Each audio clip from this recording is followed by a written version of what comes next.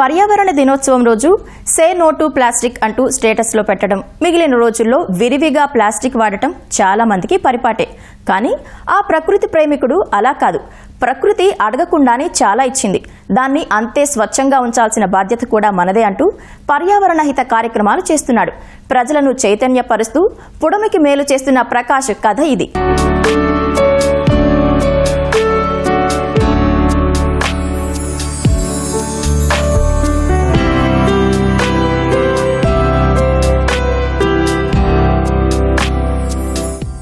Plastic పర్యావరణానికి ఎంత హాని చేస్తుందో మనందరికీ తెలుసు.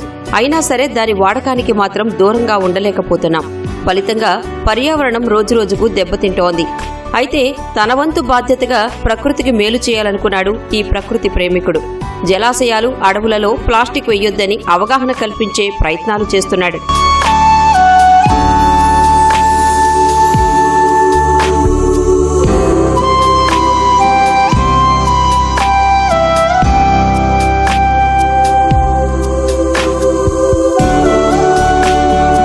చెరువులు, కుంటల మధ్య తిరుగుతున్న ఇతని పేరు ప్రకాష్.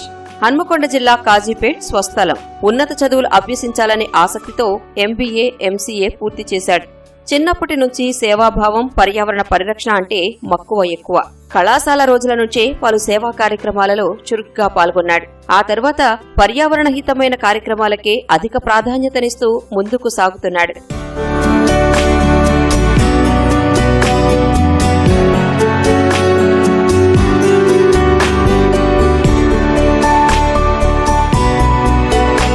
ప్లాస్టిక్ రహిత సమాజం కోసం కెరీర్ను సైతం పక్కన పెట్టి కృషి చేస్తున్నాడు ప్రకాష్. ఎక్కడైనా చెట్లు నరికేస్తే చాలు వెంటనే సంబంధిత అధికారులకు ఫిర్యాదు చేస్తాడు. మేడారం జాతరను ప్లాస్టిక్ రహిత జాతర చేయాలంటూ పలుమార్లు పాదయాత్ర చేశాడు. ప్లాస్టర్ ఆఫ్ ప్యారిస్ విగ్రహాలను వాడకుండా మట్టి విగ్రహాలను పూజించాలంటూ హైదరాబాద్కు సైతం పలుమార్లు పాదయాత్రలు చేశాడు ఈ ప్రకృతి ప్రేమికుడు. పర్యావరణం కంటే ముందు నేను సామాజిక సేవ కార్యక్రమాలు చేసేది. అంటే రోడ్లపైన ఉన్న నిరాశ్రయులకు అన్నదానం చేయడము, బెడ్షీట్లు డొనేట్ చేయడం, ఇట్లాంటివి చేసేది. అయితే తర్వాత ఏమైందంటే వరంగల్ నుండి కొంత ఎక్కువ మంది డొనేట్ చేయడము ఆ వైపు ఉన్నారు. అంటే ఇటువైపు చూస్తే పర్యావరణం వైపు అంటే కొట్లాడడానికి కానీ అంటే ఈ వైపు ఎవరు లేరు. ప్లాస్టిక్ చాలా దారుణంగా ఉంది. ఎవరు కూడా ఏమంటున్నారంటే అధికారుల మీద ప్రజలు, ప్రజల మీద అధికారులు, లేకపోతే రాజకీయ నాయకుల మీద, ప్రభుత్వాల మీద అంటారు. అంటే ఏ ఒక్కరు కూడా బాధ్యతగా తీసుకోవడం లేదు. వనాలు పెంచడం కోసం విత్తనాలు చల్లడం, మొక్కలు నాటడం ఏటా చేస్తున్నాడు ప్రకాష్. జలాశయాల సంరక్షణ కోసం చెరువుల్లో ప్లాస్టిక్ వ్యర్థాలను ఏరివేస్తాడు. గణేష్ నిమజ్జనం తర్వాత వ్యర్థాలను ఏరివేసేందుకు 10-15 రోజుల వరకు చెరువులు, కుంటల చుట్టూనే తిరుగుతాడు. ఇతడు చేస్తోన్న మంచి పనికి సన్నిహితులు సైతం సహకారం అందిస్తున్నారు. వారాంతాలు, సెలవు దినాల్లో ఇతడితో వెళ్లి పర్యావరణ పరిరక్షణకు తమ వంతు చేయూతను అందిస్తున్నారు. ప్లాస్టిక్ బ్యాన్ చేయకముందు నుండి కూడా నేను మేడారంలో ప్లాస్టిక్ను పూర్తి స్థాయిలో నిర్మూలించే వరకు కృషి చేస్తానని దానికోసం నేను పాదయాత్రలు చేస్తూ బాటసారులకు అవగాహన కల్పిస్తూ వెళ్ళడం జరిగింది.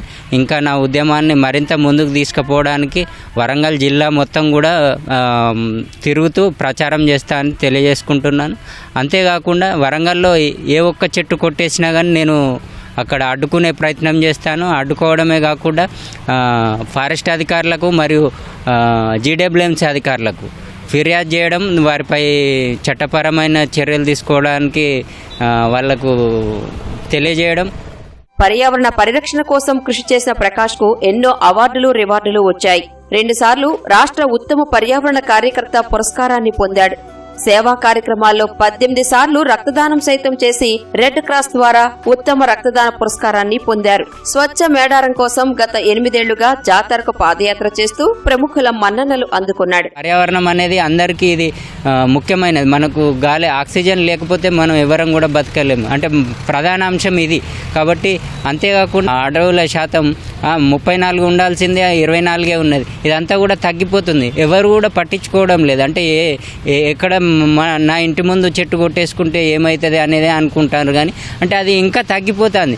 ఇప్పుడే ఇంతగానం మీరు చెప్పడానికి కారణం ఏంటంటే ఉన్న శాతం కంటే తగ్గిపోతుంది. అంటే ప్రకృతి మనల్ని పాస్ చేస్తుంది. అంటే అది 100% మనకి ఇస్తుంది. మనం కనీసం 24-35% కూడా అడవుల్ని పెంచుకోలేని స్థితిలో ఉన్నాం.